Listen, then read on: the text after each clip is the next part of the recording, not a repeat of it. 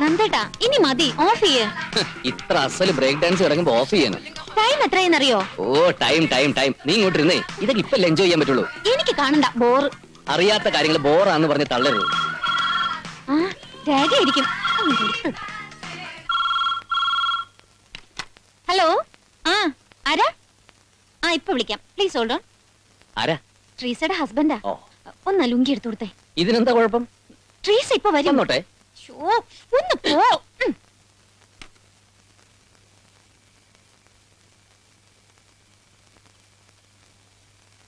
ട്രീസ,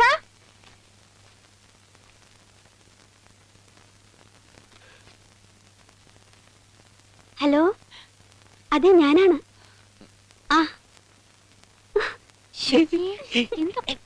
തള്ളാതെ, ശരിക്കും കേട്ടില്ല ഞാൻ. എന്താ?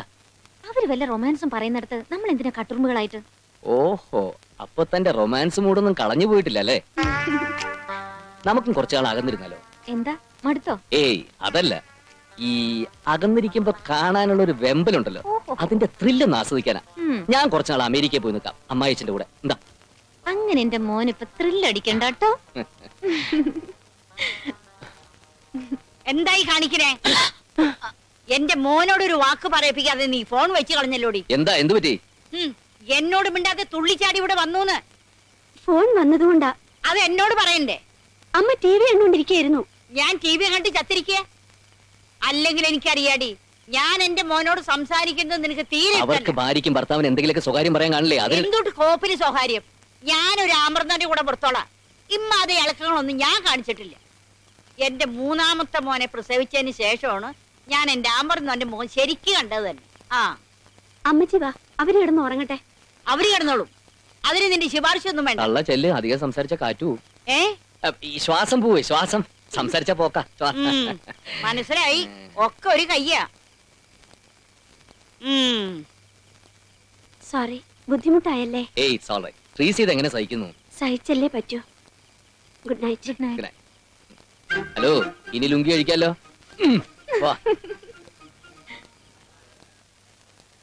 Yes, I am telling the fact. ഞാൻ ആരെ കമ്പനി ഇല്ലെന്നറിയാലോ. താല്പര്യമില്ലാത്തവർക്ക് പോവാം. Anybody please. മൂവർ സംഘം, വാട്ട് അബൌട്ട് യു? പോകുന്നില്ലേ? No sir. അറ്റൻഡൻസ് തരില്ലെന്നൊന്നും കരുതണ്ട. അക്കാര്യത്തിൽ ഞാൻ വലിയ ഉദാരമതിയാണെന്നറിയാലോ. But we want to attend your class sir. Okay, then we will start. Ganga please. Thank you. Nandu sir, ഒരു ഫോൺ കോൾ ഉണ്ട്. Sorry, one second.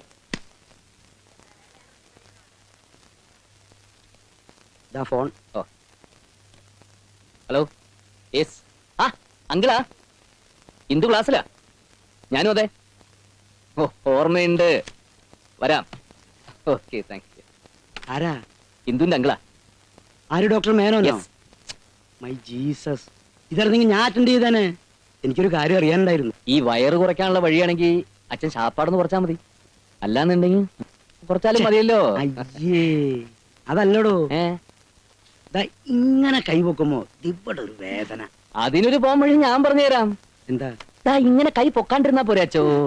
കുറുമ്പ് ഞാൻ ഓരോരുത്തരുടെ തമാശകള്.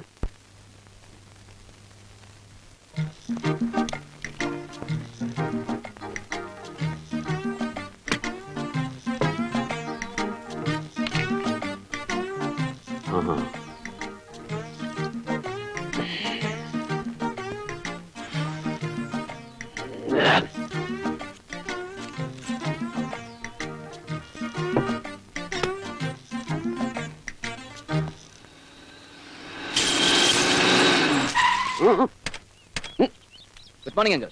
കാത്ത് കാത്ത് കണ്ണ് കഴിച്ചല്ലോ, എന്തത്ര വൈകി? ഇങ്ങോട്ട് ചോദിക്കേ. കാലത്ത് മുതലേ കുത്തിപ്പൊക്കിയിട്ടാ ഇപ്പോഴെങ്കിലും എത്തിയത്. അമ്മായി എന്തേ? അമ്മായി അടുക്കളയിൽ എന്തോ വറക്ക് പൊരിക്ക് ആകെ ബിസിയാ.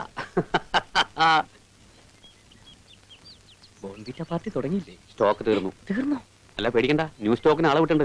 ഇപ്പത്തും. ഞാൻ വേണ്ട, ഡ്രസ്സൊക്കെ ചീത്തയാവും. ഇത് ടേബിളിലേക്ക് വെക്ക്. അല്ല, ഇതെന്താ ഓണസദ്യയോ? നിങ്ങൾ വരുമ്പോഴുള്ളൂ ഇതൊക്കെ, അല്ലെങ്കിൽ മെനു വളരെ മോശ, വെരി ബാഡ്. അല്ലെങ്കിൽ ഇപ്പൊ വെച്ച് വിളമ്പി തിന്നാൻ ഇവിടെ ആരാ ഉള്ളത്? ഷുഗറും പ്രഷറും കൊളസ്ട്രോളും ഒക്കെ ആയിട്ട് ഒരു 100 കൂട്ടം രോഗങ്ങളുണ്ട്. പിന്നെ കുട്ടികൾക്ക് വിളമ്പാന്ന് വെച്ചാ അതിനുള്ള ഭാഗ്യം ഈശ്വരൻ തന്നില്ല. നിങ്ങൾ നോക്കണ്ട, ഇതാ ഞാൻ പറഞ്ഞത്. പിന്നെ ആവട്ടെ എന്ന് പറഞ്ഞ് നീട്ടിയുള്ള ഭാഗ്യം കളഞ്ഞു കുളിക്കണ്ടെന്ന്. ആ അമേരിക്കയിൽ നിന്ന് അളിയൻ വിളിച്ചിരുന്നു. നിങ്ങൾ രണ്ടുപേരെയും ഹണിമൂണിന് വേണ്ടി അങ്ങോട്ട് കൊണ്ടുപോയാലും ചോദിച്ചു. ഹണിമൂണോ? ആ അത് തേക്കടിയിലും ഊട്ടിയിലും സിംലയിലൊക്കെ ആയിട്ട് കഴിഞ്ഞല്ലേ? എത്ര വേണമെങ്കിലും ആയിക്കോട്ടെ. സാറേ കിട്ടി സാർ. എന്താ അത്? ആ, അത് ആ മെറ്റിൽഡ കമ്പനിക്കാർ കൊടുത്തയച്ച കുറച്ച് സാമ്പിൾ മെഡിസിൻ അല്ലേ? അതെ. കൺസൾട്ട് റൂമിൽ കൊണ്ടുവെക്കടാ. ആ പിന്നെ ഇത് നമ്മുടെ രഹസ്യ സംഘത്തിൽ വെച്ചാ മതിയോ അതോ? എവിടെങ്കിലും കൊണ്ട് വെക്കടാ. ഇവന്റെ പറച്ചിൽ കേട്ട ഏതാണ്ട് മദ്യം കൊണ്ടുവന്ന പോലെയാണല്ലോ. അല്ല പിന്നെ അത്യാവശ്യത്തിന് വെപ്പാളപ്പെട്ടും തപ്പുമ്പോ കണ്ടില്ല എന്നും പറഞ്ഞ് എന്നെ ചീത്ത വിളിക്കാതിരുന്നാ മതി. സാമ്പിൾ മോളി എന്ന് ഡ്രസ് മാറ്. നന്നായിട്ട് ഡ്രസ് മാറില്ലേ? ഞാൻ മാറിക്കോളാം. അത് മാറിക്കോളും. അത് വലിയ പ്രശ്നമൊന്നുമില്ല.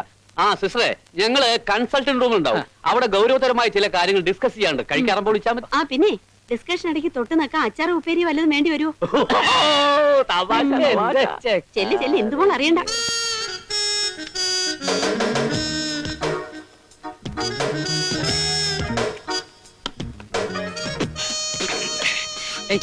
സോറി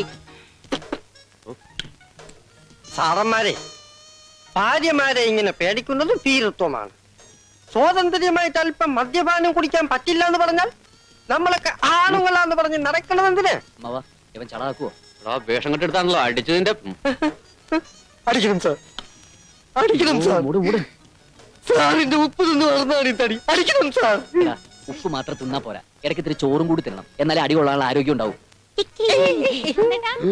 എടുത്തു വെക്കടാ. നന്ദേട്ടാ,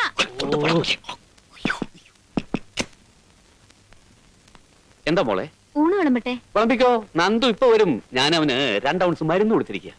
എന്ത് പറ്റി? ഒരു ചെറിയ തലവേദന. ഈശ്വര, പേടിക്കാനൊന്നുമില്ല, ഇപ്പൊ മാറും. മോളി എന്നെല്ലാം എടുത്തു വെക്ക്. ചെല്.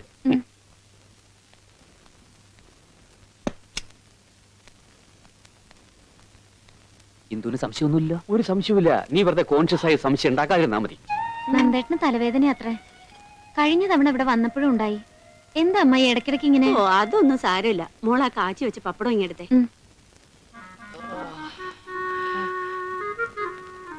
ഡോക്ടർ, ഞാൻ 35 വയസ്സുള്ള ഒരു വിവാഹിതനാണ്.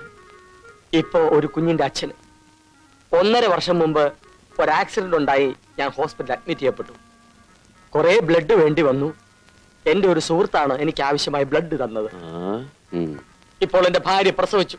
കുഞ്ഞിന് 4 മാസം പ്രായമായി. അതും ഇതും തമ്മിലുള്ള ബന്ധമുണ്ട് സാർ. കുഞ്ഞിന് എന്റെ സുഹൃത്തിന്റെ മോച്ചായാണ്. അവന്റെ നെറ്റിയിലെ മറുകു പോലും കൃത്യമായിട്ടുണ്ട്.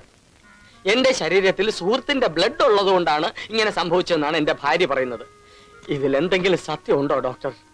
കൃത്യമായ ഒരു മറുപടി തരണം.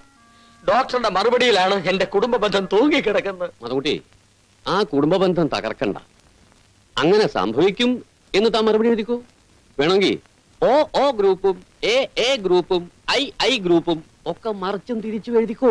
ഒരു കൺഫ്യൂഷൻ ഉണ്ടാക്കിക്കോ. ഓക്കെ, ഇനി ഞാനേറ്റ്. സാധാരണ മനഃശാസ്ത്ര പ്രശ്നങ്ങളാണെങ്കിൽ ഞാൻ കൈകാര്യം ചെയ്തേനെ. ഇതിൽ ബ്ലഡിന്റെ കാര്യം വന്നുകൊണ്ടാണ് അഡ്വൈസിന് വേണ്ടി ഞാൻ ഇങ്ങോട്ട് പോകുന്നത്. മിസ്റ്റർ മനസുഖം പത്രാധിപർ മതംകുട്ടി, സർ, ഗോൺസാൽവസ് ആയി കള്ളപ്പേരിൽ മനഃശാസ്ത്ര പങ്ക്തി എഴുതുന്ന സൂക്ഷിച്ചു വേണം. തടി കേടാവും. മേനോൻ സാർ എന്റെ ഉപദേശകനായിരിക്കുന്നിടത്തോളം കാലം എന്റെ തടി കേടാവൂല. Wish you all the best. Thank you very much. ഈ ലക്കം മനസ്സോടെ വേണ്ടെങ്കിൽ വേണ്ട.